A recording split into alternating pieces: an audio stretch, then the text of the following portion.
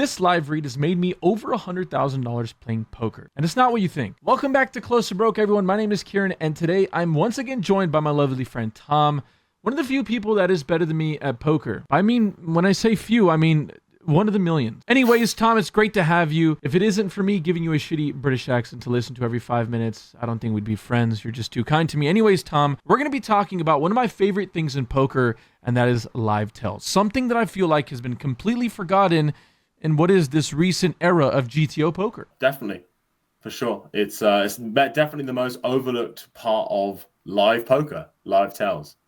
Weird, huh? Live poker, live tells, GTO.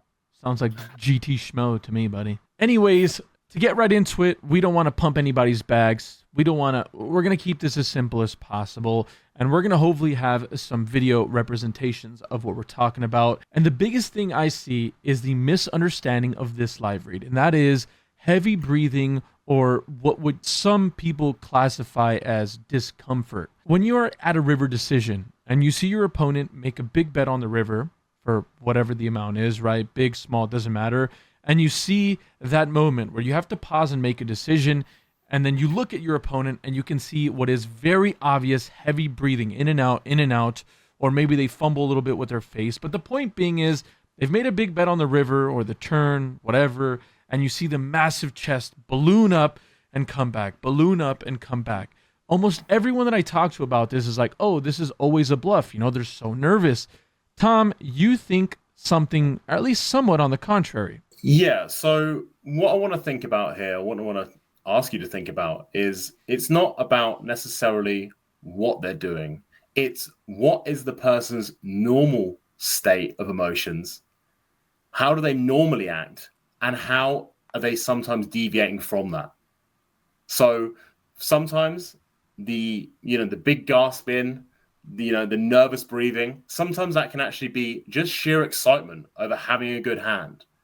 Now, if you think they're the type of person that could get excited over having a good hand, then they can definitely be doing this with a good hand and not just a stone cold bluff, just because they're breathing heavily. You know? I think that's definitely the truth. And what I wanted to stress in today's video, although this live read has helped me make the correct decision more often than not, the most important thing that comes with this live read is applying yourself and being engaged in the game that you're playing. Obviously, it helps if you play with the similar player pool. Often, if you go to a casino, you go to a regular home game, you'll notice this more often, obviously, and maybe you can disengage here and there and kind of pick your spots to be locked in. But if you're new to a table, or if you're new to applying this to your game, I can't stress it enough. Being very much in the moment and understanding what the opponent is doing is so important. Even when you're not in the hand, paying attention to showdowns. Showdowns, I think you have a really good term for this, Tom, are like little nuggets of free information. Anytime your opponent shows a hand down, just peep over. It's free. Just try to remember what that moment was. When that opponent made the big bluff, was his chest ballooning up? Was he getting very excited? What was happening? And then in the contrary, what happens when the opponent is making a very big value bet? Do they try to be stoic? Are they more friendly? What happens? I can promise you, by just paying a little bit of attention to their mannerisms versus the control, and then their mannerisms when they're making a big bluff, and then again when they're making a value bet, looking down at these showdowns and being engaged and plugged into what you're watching is worth so much money.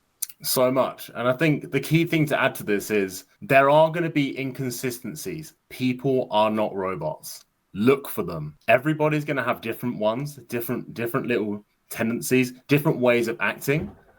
But think about the reason as to why they might be acting that way and look for their normal disposition. So what is an example that we can go over? As you can see on the screen in front of you, we've been playing a couple of different spots where you see obviously their whole cards and their actions. Do you see a blanket effect? Now, the only way this has some really good value against, let's say, a larger pool of the players is that, let's say they breathe really heavy, surprisingly, on only value, and they do their best to be as frozen and as stoic when they make a big bluff to not maybe bring any attention to them, is what you and I discuss about.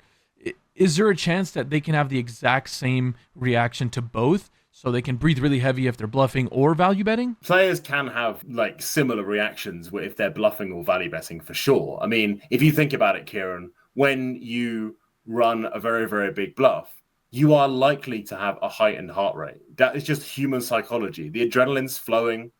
You know, you put in all your chips, and regardless of how much that money means to you, you still are essentially lying. Okay, you're lying, and as human beings, when we lie, we get nervous.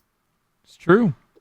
On the contrary, when you have a really good hand, there is some part of you, again, no matter how much the money is, that enjoys the feeling and the excited feeling of winning.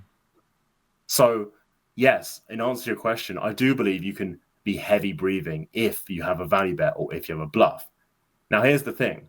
Some people, depending on their background, depending on their profile, depending on their bankroll, are going to be more heavy breathing one or the other.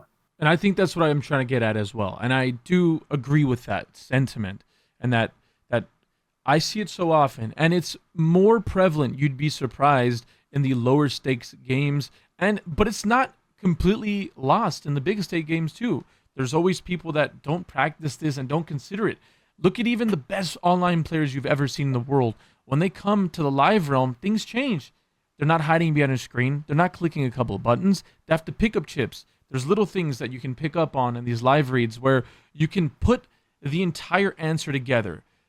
At the end of the day, poker has come to the point where, as you can see on the screen now, not everyone is completely draped on with a masquerade of hoodies and sunglasses and hats and helmets and scarves, but you are coming into a realm where not many people practice the little things. And we'll talk very briefly about how we can combat this and in a second here, but as I mentioned, no matter how old or new you are to poker, there's some things, as you said, no matter how much money or how little money it is, the excitement, the raw excitement, the raw emotion for making a big bluff, it's really difficult to hide if it's not something you work on.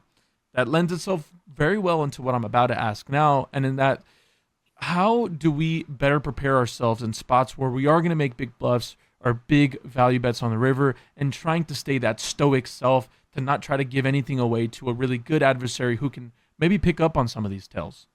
I would say the best two ways to combat this in terms of, and what I want to first off start by saying is, you're never going to fully eradicate these emotions and these feelings running through your body, okay? But two quick tips. First of all, get better at the game, get better at knowing your opponents, and get better at profiling.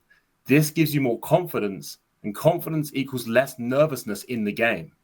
So once you've made your decision, you know it's a good bluff, right? Okay, how nervous are you going to be? As opposed to if you're a bit skeptical about whether you've made a big punt or not, you know? So that's the first tip I would say. And secondly, breath work, exercise, generally getting that cardio a little bit better so you can deal with situations where naturally your whole body will be heightened in terms of its emotions, and your cardiovascular system will be pumping on all cylinders. You know, no one on earth stays completely cool when they're bluffing, but can you be the one to deal with these emotions running through your body and disguise them enough so your opponents don't even notice a thing? I think that's perfectly well said. I think what you guys can take away from this, as surprisingly or not, out of all the clickbait titles you've ever seen on poker or just on YouTube in general, this is the stone cold absolute truth. There is literally no lying in this title. You guys have heard me say it many a time before on my poker vlog. There's so many examples I can go back to in my own poker vlog. It's a little tough to see, obviously, because I can't show people's faces, but where I mention a live read comes up. Live reads are worth millions of dollars in the grand scheme of poker, for the entirety of poker, right? And in our little version of poker, which is me versus a player, it can be worth thousands and thousands of dollars, and it can be what swings your EV from maybe a break-even player, or your skill, I should say, your edge from a break-even player, even against a tough opponent, to, you know, even winning against tougher opponents because they're tell boxes, because this specific example, as we're talking about, is something that people don't work on too often. I agree completely. One last thing I'd like to say on it as well is that the live read aspect of poker is something which you can really study so hard on, and your opponents won't be doing the same. Reason being, there's always this thinking that people can out strategize a live tell. And in reality, we're playing a game with incomplete information where we need to know one player's true holding, what they've actually got in their hand. And sometimes, not always, definitely not always, and it's always a waiting, but sometimes live reads enable you to see exactly what they have. That is like something you can put on a shirt. That was so well said. It'd be quite long to put on a shirt. Well, just the last part. Live reads equal money. Yeah, I love the simplified version. For sure. Thank you guys again for stopping by. A big thank you to Tom for once again taking the time out of his day to listen to me banter and speak in a British accent, right? That was kind of Australian probably by the end of it. But anyways, I appreciate you guys so much for watching. Make sure to like, comment, and subscribe. If you guys enjoy these type of videos, the only way I know, or the algorithm will know, is by you doing the favor for us and clicking that like button down below. If you guys have any crazy hand examples, make sure to drop it in the comments section down below. I'd love to go over them more in depth in the future. Remember, the rest of this series is awesome. We have big player interviews with some of the biggest faces in poker. We have a ton of poker vlogs and a ton of WSOP content coming up as well. We play some of the biggest cash games you'll ever see. Those poker vlogs are also in the works as well. But until next time, it's a pleasure. I'll see you guys tomorrow at the same time. Thank you guys so much for stopping by. Thank you for Tom for stopping by as well. Stay happy, stealthy, and more importantly, run good at the tables. Yo, deuces. Take care.